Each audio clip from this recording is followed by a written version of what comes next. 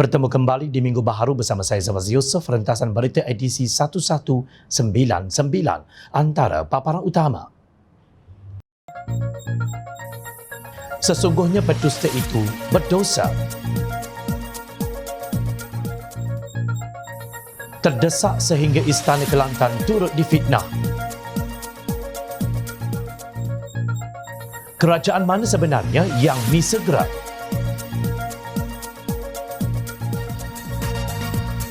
UMNO jahanamkan institusi keadilan Malaysia.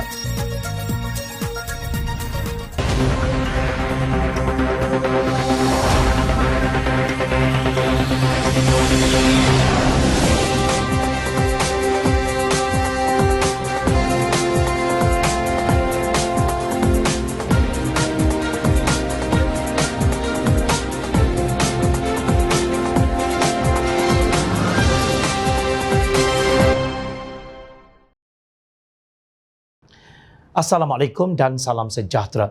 Polis Diraja Malaysia PDRM mengesahkan sudah membuka kertas siasatan terhadap Presiden PAS Tan Sri Abdul Hadi Awang berhubung kenyataan yang dibuat bahawa komuniti bukan Islam dan bukan Bumiputera adalah golongan menjadi punca rasuah. Ketua Komunikasi Korporat Polis Assistant Commissioner Skandar Guru Anandan berkata, Ahli Parlimen Marang itu disiasat berkaitan artikel terbitan Malay Mail yang bertajuk PAS, Hadi claims non-Muslims, non-Bumiputera make up the bulk of roots of corruptions. Menurut beliau, pihak polis setakat ini telah menerima 28 laporan polis berhubung isu berkaitan. Siasatan dijalankan oleh Unit Siasatan Jenayah Terkelas bahagian pendakwaan Undang-Undang D5 Jabatan Siasatan Jenayah Bukit Aman yang dibuat di bawah Seksyen 505(c) Kanun Keseksaan kerana mengeluarkan kenyataan dengan niat mengapi-apikan mana-mana golongan atau kaum, tegas beliau. Skandar Guru berkata siasatan juga dibuat di bawah Seksyen 233 Akta Komunikasi dan Multimedia 1998 iaitu penggunaan tidak wajar kemudahan rangkaian atau perkhidmatan rangkaian. Abdul Hadi akan dipanggil ke Bukit Aman bagi membantu siasatan berhubung kenyataan dibuat. Katanya, siasatan masih dijalankan dan polis menasihatkan orang ramai agar tidak membuat spekulasi dan kenyataan yang boleh mengganggu proses siasatan. PDRM juga menyeru orang ramai agar cakna dan prihatin terhadap isu yang menyentuh sensitiviti agama dan kaum yang boleh menggugat keharmonian dalam kalangan masyarakat. Tindakan tegas akan diambil, ujarnya. Pada 20 Ogos lalu, Abdul Hadi dalam tulisannya yang diterbitkan Harakat Daily menyatakan bahawa semua pihak yang mempunyai kaitan dengan perbuatan tersebut turut bersalah dan sama-sama berdosa besar serta mesti dihapuskan, khususnya terhadap mereka yang menjadi punca rasuah kerana mengejar harta secara haram. Sehinggakan dalam kalangan mereka itulah yang menguasai ekonomi negara lalu menggunakannya bagi merosakkan politik, urusan pentadbiran dan kehakiman. Malah mereka juga golongan yang paling besar merosakkan politik dan ekonomi negara, majoritinya daripada kalangan bukan Islam dan bukan Bumiputera, tegasnya. Ini bukan kali pertama Abdul Hadi menimbulkan kegentaran awam menerusi kenyataannya. Dalam ucapannya semasa Majlis Pelancaran Perikatan Nasional di Marang, Terengganu pada 30 Julai 2022, Abdul Hadi antara lain berkata, "Kau nak rongkai perlembagaan. Siapa Islam? Siapa hak istimewa orang Melayu? Siapa macam-macam. Nak rongkai. Ini asas yang penting dalam perlembagaan. Nak dirongkainya. Berani siapa? Ini Islam dan macam-macam." Kenyataan tersebut bukan semata-mata satu fitnah untuk mengaibkan pihak lawan, tetapi sama bahayanya dengan tuduhan bukan Islam dan bukan Bumiputera sebagai punca rasuah. Laporan polis dibuat di seluruh negara oleh pengarah Biro Mobilisasi Amanah Sani Hamzan dan dimulakan pada 3 Ogos 2022. Malangnya, kerana tidak kedengaran, pihak polis melihatnya sebagai kenyataan yang menghasut untuk menimbulkan syak wasangka di kalangan penduduk Melayu Islam terhadap bukan Islam. Maka kenyataan yang sama diulang oleh Ketua Penerangan PAS Khairi Nizam Khairuddin. Pada 28 Ogos 2022, beliau berkata, selama 22 bulan Pakatan Harapan mencari kerajaan adalah satu mimpi ngeri. Mereka cuba merobek prinsip-prinsip tunjang dalam perlembagaan persekutuan dan rukun negara yang menjadi asas kepada jati diri negara dan rakyat Malaysia. Katanya, kenyataan tersebut adalah ulangan daripada fitnah yang dibuatnya pada 18 Ogos menerusi ayat yang berbeza tetapi maksudnya nasibnya sama. Pemerintahan PH selama 22 bulan telah membawa banyak masalah bukan sahaja kepada kepentingan rakyat, bahkan juga kepada kedaulatan negara dan kepentingan umat Islam serta Bumi Putra seperti yang termaktub dalam Perlembagaan Persekutuan dakwanya. Tindakan pemimpin PAS yang terus-menerus meniupkan api kebencian kaum seolah-olah memperlekeh amaran pihak polis supaya prihatin terhadap isu sensitif agama dan perkauman yang boleh menggugat keharmonian dalam masyarakat di negara ini. Jangan ingat kerana polis tidak menyiasat, maka pemimpin PAS bebas untuk membuat tomahan demi tomahan dengan sewenang-wenangnya. Rasuah itu berdosa, berdusta juga berdosa. Ingat, segala amalan kalian termasuk dalam urusan politik juga akan dihisap pada hari kiamat. Ini dinyatakan dalam firman Allah Subhanahu wa taala dalam surah Al-Isra ayat 71 dan 72 yang bermaksud, ingatlah hari kami menyeru tiap-tiap kumpulan manusia dengan nama imamnya. Kemudian sesiapa diberikan kitabnya di tangan kanannya, maka mereka itu akan membacanya dengan sukacita. Dan mereka yang tidak dikurangkan pahala amal-amalnya yang baik sedikit pun. Dan sebaliknya, sesiapa yang berada di dunia ini dalam keadaan buta mata hatinya, maka ia juga buta di akhirat dan lebih sesat lagi jalannya. Sesungguhnya Allah Subhanahu wa taala mengetahui siapa yang sebenar-benarnya beriman dan siapa pula yang berdusta. Nampak sangat pihak yang mahu memburukkan dan memalukan Ketua Hakim Negara Tun Tengku Maimun Tuan Mat dan suaminya Datuk Zamani Ibrahim sangat terdesak sehingga sanggup memfitnah pihak Istana Kelantan. Sebuah blog yang menamakan dirinya FMB News pada 24 Ogos menerbitkan sebuah berita palsu kononnya Tengku Maimun dan suaminya dilarang menjejakkan kaki ke Istana Kelantan.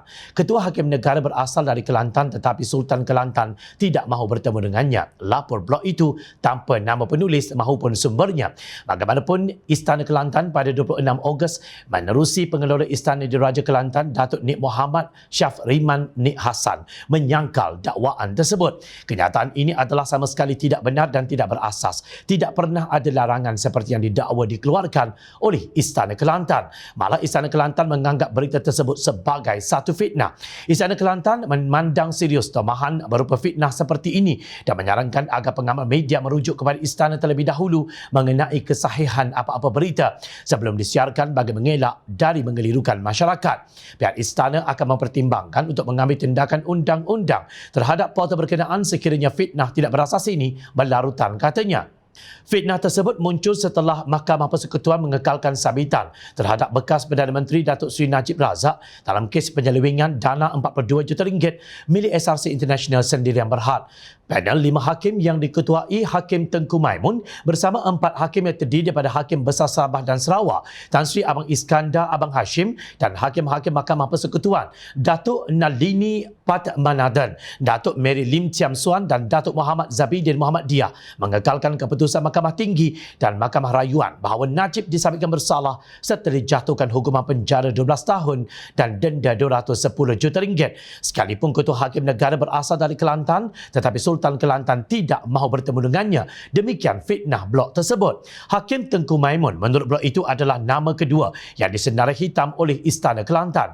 Hakim Negara sekarang terkait isu suaminya, Datuk Zamani Ibrahim Budak Yusof Ching, bekas Ketua Hakim Negara dari tahun 1994 hingga ke tahun 2000 dakwanya. Tak puas memburukkan nama baik Hakim Tengku Maimun dan Istana Kelantan, blog tersebut menyeret sekali nama suami Ketua Hakim Negara itu dengan skandal video Vicky Linggam mengenai campur tangan pelantikan hakim oleh Tun Dr. Mahathir Mohamad.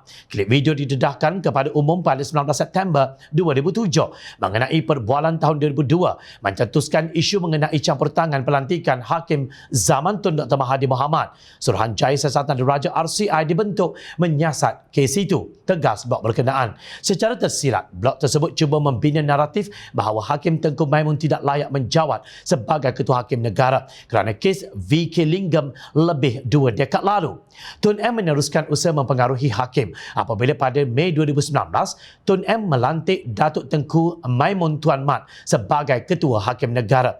Mungkin juga kerana terima kasih Tun M kepada suami Maimun, Datuk Zamani yang banyak menolong Tun Yusof Chin ketika kontroversi RCI video linggam katanya tinggi sungguh imajinasi pemberita dalam portal ini sehingga menyebarkan fitnah kononnya Sultan Kelantan sangat membenci Tengku Maimun walaupun berasal dari Kelantan sehingga diharamkan menghadap Sultan Kelantan. Sedangkan rakyat Kelantan sepatutnya bangga kerana wanita Kelantan meraih kejayaan buat kali pertama dalam sejarah Malaysia menjadi ketua hakim negara ini. Dengan kandungan jelek dan berunsurkan fitnah blog tersebut, jelas ia telah melakukan satu kesalahan dalam Seksyen 211 dan Seksyen 233 Akta Komunikasi dan Multimedia 1998. Apa kata Polis Diraja Malaysia PDRM, Kementerian Komunikasi dan Multimedia KKMM dan Suruhanjaya Komunikasi dan Multimedia Malaysia SKMM?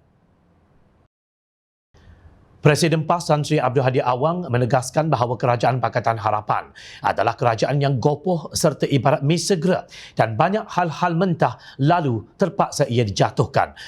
Rakan-rakan daripada Bersatu keluar daripada UMNO, keluar daripada Pakatan Harapan, bersama dengan parti-parti yang lain, PAS, Parti Sabah, Parti Sarawak, termasuklah rakan-rakan UMNO sendiri, membuat perubahan kerajaan baru secara demokratik. Bukan pintu belakang. Demokratik. Melalui mengumpul ahli-ahli parlimen yang cukup. Ini demokrasi. Kita mengambil alih kerajaan untuk mengukuhkan keadaan, ditubuhkan Perikatan Nasional. Katanya ketika menyampaikan ucapan pada konvensyen PN di Maib Serdang baru-baru ini. Abdul Hadi menyalahkan pandemik COVID-19 yang menjejaskan ekonomi negara ketika Tan Sri Mahyadin Mak Yassin menjadi Perdana Menteri. Beliau mendakwa Perikatan Nasional mewarisi peninggalan dan kelemahan Barisan Nasional dan ketidakmampuan Pakatan Harapan untuk menangani kelemahan akibat ketirisan, salah laku, bantuan yang tidak sampai kepada sasaran rakyat dan pelbagai perkara yang berlaku. Pakatan Harapan mengambil alih kerajaan bercelah baru. Sudahlah kerajaan mi segera tidak masak. Berlaku krisis berebut hendak menjadi Perdana Menteri. Nak jadi pemimpin menyebabkan alpa masalah-masalah yang patut diutamakan. Kita mengambil alih dalam keadaan teratur. Tidak ada darah yang tumpah. Tidak ada demonstrasi. Tidak bergaduh antara rakyat dan polis. Perubahan yang sangat hebat yang kita lakukan. Katanya Perikatan Nasional menghadapi masalah dalaman. Apabila ada rakan-rakan yang membuat hal dalam kerajaan di samping gangguan daripada pembangkang, beliau dipercayai merujuk kepada tindakan UMNO yang menarik sokongan kepada Perikatan Nasional sehingga menyebabkan kerajaan yang kononnya demokratik itu hanya dapat bertahan selama 17 bulan. Walaupun tidak ada manifesto dan tidak ada janji, kita meneruskan usaha untuk menyelamatkan rakyat. Selesaikan masalah ketirisan, salah urus dan salah laku. Masalah yang tidak sampai kepada sasaran, kita selesaikan dalam masa yang singkat, dakwanya. Jom kita rujuk fakta. Pakatan Harapan mengambil alih Putrajaya selepas pilihan raya umum ke-14 pada Mei 2018 dengan kesukaran dan kerja keras para pemimpin dan para penyokong. Pakatan Harapan pula berhadapan dengan persempadanan semula yang dilakukan oleh Suruhanjaya Pilihan Raya SPR demi memberi kelebihan kepada UMNO BN. Pakatan Harapan juga berhadapan dengan akta zalim yang baru diluluskan, iaitu Akta Anti Berita Tidak Benar 2018 yang diwartakan pada 11 April 2018. Maknanya apa? Maknanya Pakatan Harapan membentuk kerajaan setelah memenangi pilihan raya umum ke-14 itu setelah mendapat mandat rakyat. Yang menjadi kerajaan segera tanpa mandat rakyat ialah Perikatan Nasional yang dianggotai oleh pengkhianat bersatu dengan kerjasama PAS, UMNO, GPS di Sarawak dan parti kecil di Sabah. Mereka merampas kuasa menerusi langkah syaratan, bukan menerusi pilihan raya umum sebagaimana yang dituntut dalam sistem demokrasi berperwakilan dan berparlimen. Maknanya di sini, yang jadi kerajaan tanpa manifesto itulah kerajaan mi segera yang mentah. Ini kerana manifesto merupakan ingredient penting dalam merangka dasar serta strategi pemerintah agar dapat menghasilkan output yang boleh dinikmati oleh lapisan rakyat. Mungkin Presiden PAS belum makan ubat. Sebab itu, beliau kecelaruan. Justru sekali lagi jom Channel ingatkan, hari ini tukaran ringgit berbanding dengan dolar Amerika masih lemah, iaitu RM4.49 bagi setiap $1 Amerika Syarikat. Pada tahun 2019, semasa era pentadbiran Pakatan Harapan, nilainya antara RM4.04 hingga RM4.14 bagi setiap $1 Amerika Syarikat. Kadar inflasi di negara hari ini ialah 3.4%. Inflasi pada era Pakatan Harapan tahun 2019 hanya 0.66%. Inikah perubahan yang sangat hebat yang Perikatan Nasional lakukan? Inikah yang Presiden PAS maksudkan dengan kita selesaikan dalam masa yang singkat itu? Selesai apa? Harga ayam pun tak boleh selesai, kekal RM9.40 sekilogram. Berbanding di zaman Pakatan Harapan pada Januari 2020, iaitu RM6.70 per kilogram bagi ayam standard. Biro Undang-Undang Parti Amanah Negara Kanun menyifatkan sesi taklimat khas UMNO di World Trade Center WTC pada 27 Ogos lalu sebagai perhimpunan jahanamkan institusi keadilan Malaysia. Pengerusi Kanun Dr. Zulkarnain Lokman berkata pasca keputusan kes Datuk Seri Najib Razak oleh Mahkamah Persekutuan memperlihatkan pimpinan dan Parti UMNO secara terbuka menzahirkan kemarahan mereka terhadap dua institusi pentadbiran keadilan di Malaysia, iaitu institusi kehakiman dan institusi peguam negara. Menurut beliau, perhimpunan khas oleh pimpinan UMNO untuk pimpinan bawahan itu jelas merendah-rendahkan kedua-dua institusi ini apabila melancarkan kempen untuk solidariti kepada penjenayah yang telah disabitkan oleh 9 orang hakim bermula daripada Mahkamah Tinggi, Mahkamah Rayuan dan Mahkamah Persekutuan.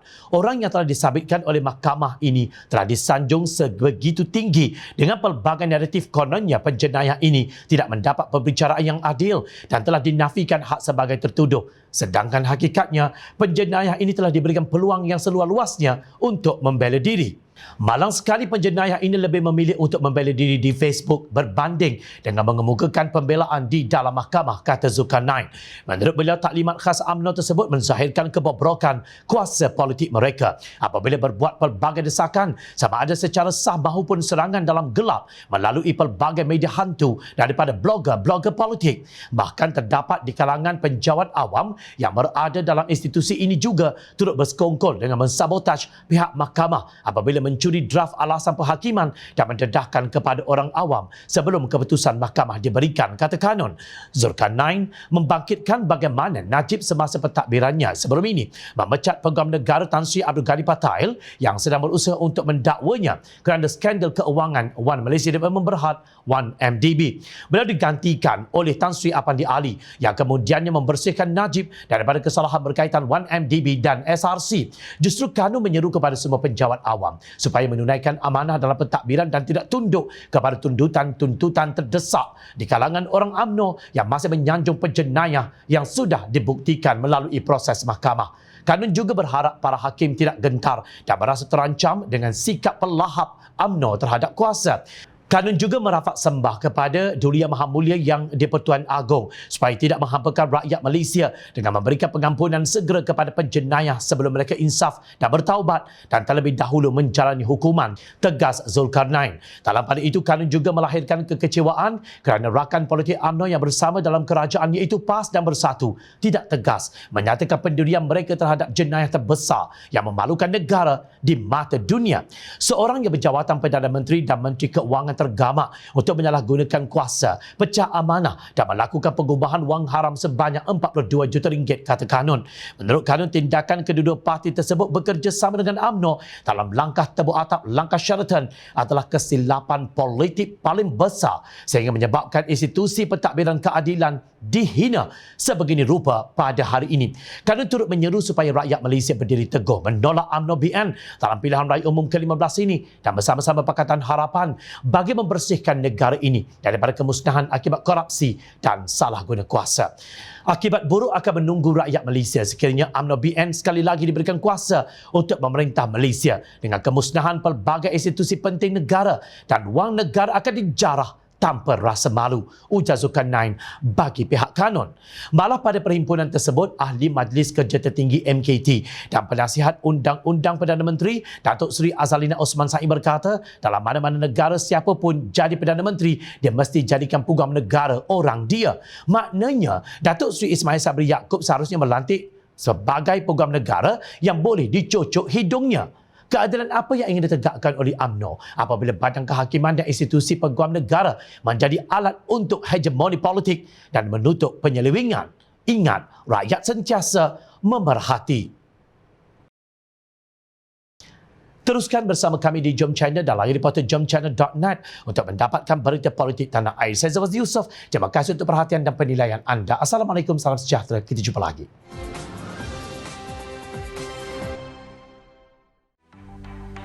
Mencari maklumat dan berita politik yang bebas, kupasan yang tepat, panas. Dapatkannya secara eksklusif hanya di Jom Channel. Komitmen kami, pentasan berita Isnin hingga Jumaat. Berbicara dan isu semasa, kami garapkan secara langsung. Panel-panel berkaliber dan profesional. Interaktif, pandangan anda kami raikan. Jangan lupa bersama kami di setiap hujung minggu dalam edisi khas mingguan. Jom Channel, moving forward, sharing a new experience.